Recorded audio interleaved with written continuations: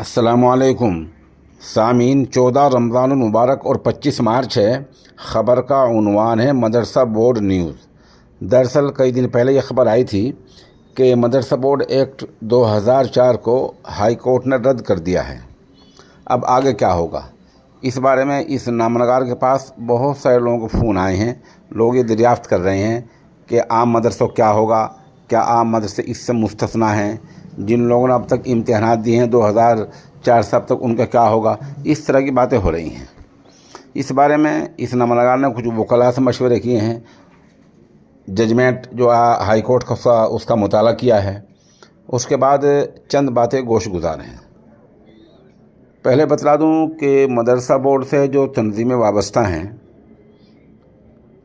इस मामले को लेकर वो सुप्रीम कोर्ट जाने की तैयारी कर रहे हैं। वो अभी 2-4 दिन में या 1 हफ़्ते 2 हफ़्ते में सुप्रीम कोर्ट जाएंगी और सुप्रीम कोर्ट जाने का मतलब ये होगा कि अभी मामला इसी तरह चलता रहेगा।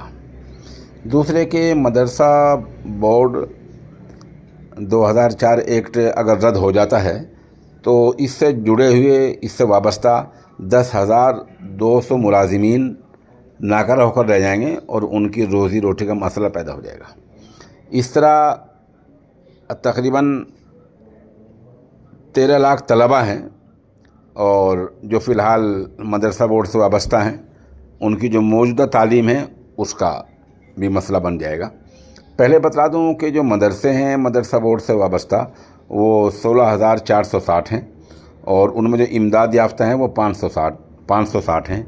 ज़्यादा मसला इमदाद याफ्तान का है। उधर जैसे कि मदरसा बोर्ड के मौजूदा जो चेयरमैन हैं डॉक्टर इफ्तिखार जावेद साहब, उनका एक बयान भी आया है कि हम सही तरीके से हाई कोर्ट को अपनी बात नहीं समझा पाए हैं और इसका मतलब ये होता है कि हम दोबारा गुजारिश करेंगे। अलबत्ता भी यूपी सरकार का रुख बहुत ज़्यादा वाज़ेह नहीं है कि यूपी सरकार इस बारे में क्या इक़दाम करेगी। 2 दिन पहले यूपी के वज़ीर आला योगी आदित्यनाथ का एक बयान आया है कि हाई कोर्ट के फ़ैसले की पैरवी की जाएगी। बाकी सरकार की जो इंतज़ामें हैं, जो आला हुक्काम हैं, जो इससे वाबस्ता हैं, जो वज़ीर तालीम हैं, जो एक पूरा अमला होता है सरकारी तौर पर, उसका कोई बयान अभी तक इस बारे में नहीं आया है। ये सब चल ही रहा था कि कई अखबारात में, ख़ास तौर पर उर्दू अखबारात में इस बारे में मज़ामीन आए हैं। कुछ लोगों ने फेसबुक पर पोस्ट अपलोड की हैं, कुछ ने कमेंट किए हैं।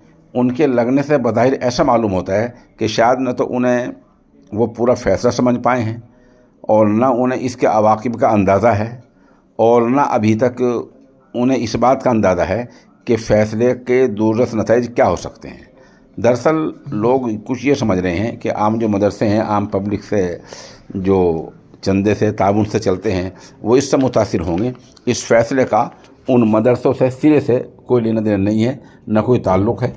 और क्योंकि आम मदरसे खोलना किसी भी समाज के लिए आईने हिंद में, दस्तूर में इजाज़त दी गई हैं, वो इससे मुतासिर नहीं हैं। इससे मुतासिर अगर हैं तो मदरसा बोर्ड है। लेकिन जैसे मैंने अर्ज़ किया, जब तक सरकार मुकम्मल लाही अमल पेश नहीं करती तब तक हालत जो की तो चलती रहेगी। या जो लोग सुप्रीम कोर्ट में जाना चाहते हैं, अगर वो सुप्रीम कोर्ट चले जाते हैं और वहाँ से इस्टे हुक्म इम्तिनाई हासिल हो जाता है, तब भी हालत जो की तो रहेगी। फिर भी अगर सब कुछ नहीं होता और 2004 एक्ट मुकम्मल तौर पर रद्द हो जाता है और सरकार भी यही कुछ कर देती है, कोई सुप्रीम कोर्ट भी नहीं जाता, फिर भी आम मदरसे इससे किसी भी शक्ल में मुतासिर नहीं होते। रहा ये सवाल कि 2004 से लेकर अब तक जिन लोगों ने इम्तिहानात दिए उनका क्या होगा। वो सब वैलिड माने जाएंगे, वो सब पास माने जाएंगे। हाई कोर्ट के फैसले से पहले जिन लोगों ने इम्तिहानात दिए हैं उनकी सनदों पर, उनकी मार्कशीटों पर ये फ़ैसला असरअंदाज नहीं होगा।